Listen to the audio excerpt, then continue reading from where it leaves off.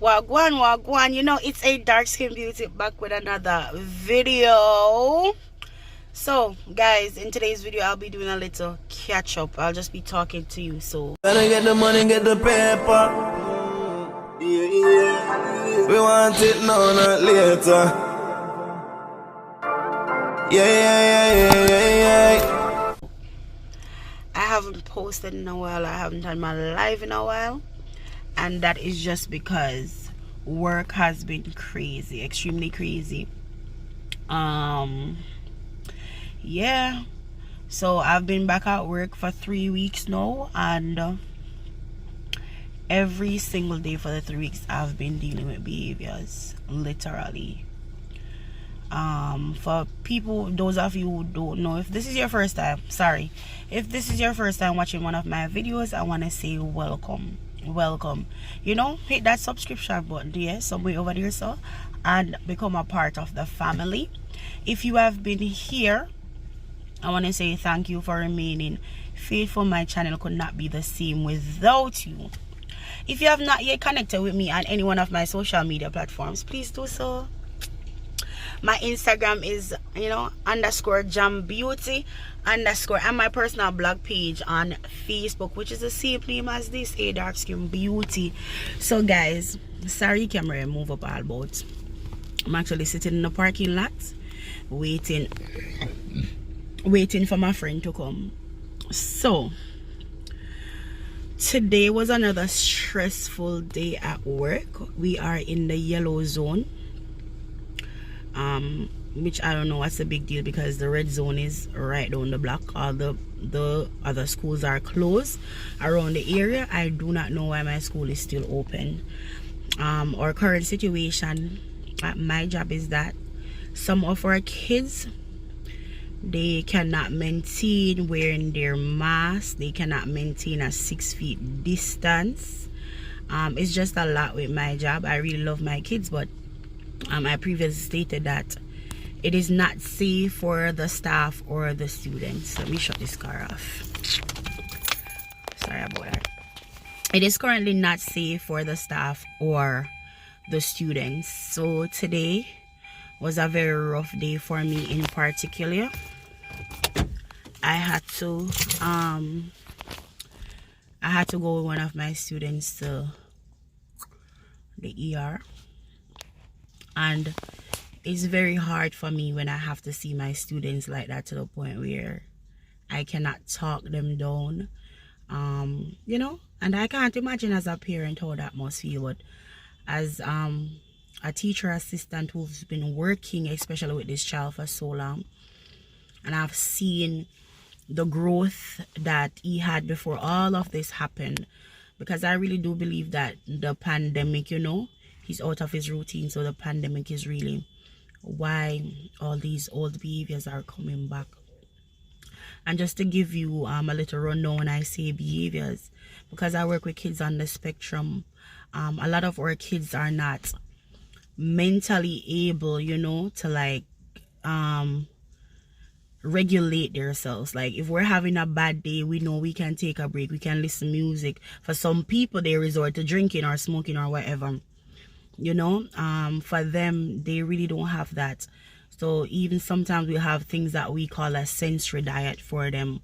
That could be something like a weighted blanket, a weighted vest, or bouncing on a ball.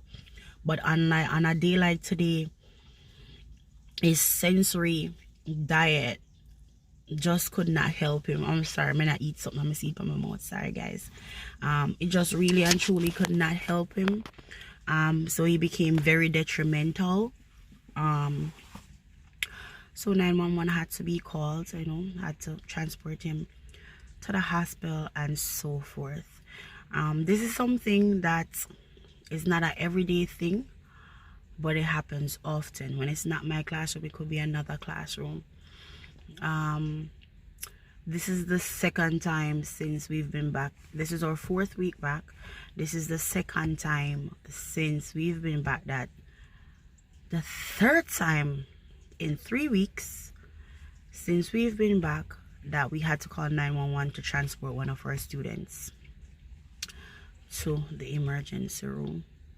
And I feel like a lot of times, because they don't have people, the right people advocating for them, like nothing, their needs aren't really being met when they go to the hospital. And I know with the pandemic and everything going on, that's kind of hard, guys. I don't mean to be boring you with this video, but you know, this is something that I really need to talk about, and this is my venting ground. This is my venting ground, so hopefully I'm not boring y'all to death. But if you have any experience, if you guys have any experience, I see a car pull up. If you guys have any experience, you know, or if you've worked with kids on the spectrum, you know, drop it in the comments and let me know how you cope. I don't know, that car just pulled up. I don't know if you can see that black car. I take up 2 space in the parking lot, so I don't know if I park anyone, but I not move right now. There's a whole lot of space and rain fall. Yeah, I was saying, sorry. If you have worked with kids on the spectrum before, or if you are a parent of a child that is on the spectrum, you know, drop in the comments and let me know, how do you cope at home? And as a teacher or a TA with kids on the spectrum, how do you cope, especially when you see your kids going through this? Because honestly, for me, I'm very overwhelmed, and I feel like at this point I have nothing left to give. I've been doing this job for 5 years, and I feel like I have nothing left to give at all. I feel just super drained. I feel drained, you know, and I don't feel like it's a safe situation overall. It is just not a safe situation, I believe. So guys, that was my little venting session. Hopefully I want to get back to making my regular videos and vlogs, but I'm not telling no lie. You see, as me reach my even time, my bed, sometimes I not even eat or I'm tired, but just bed and go my bed. I pay 6 o'clock, me go my bed at night time. Like me go to bed 6 o'clock and still wake up back, come and work and do the same things. And even so, a lot of times I feel like it's a spiritual thing, because I swear to God, sometimes I feel like these kids are possessed. They have some spirits attached to them. But guys, that's for another video. I want to tell you to stay safe. And even though I'm overwhelmed with my job, I'm still grateful, because a lot of people went through the pandemic without a job. They lost their job, but I was still able to work from home, still maintaining, still, you know, getting a paycheck bi-weekly. So I'm super grateful for that. But I do believe this is my transitional season. It's time for me to transition into something bigger and better. And I'm praying to God, you know, not only for a better job, but a better working environment. Because it's one thing to work with kids that have behavior, but it's another thing to work with people. People make your job a little bit more difficult than actually working with the students. So guys, I'll definitely see you. You know, I always say, be positive, stay positive, think positive, because whatever you put in the atmosphere, that is what will come back to you. So hopefully I'll see you soon. Thank you for staying with me.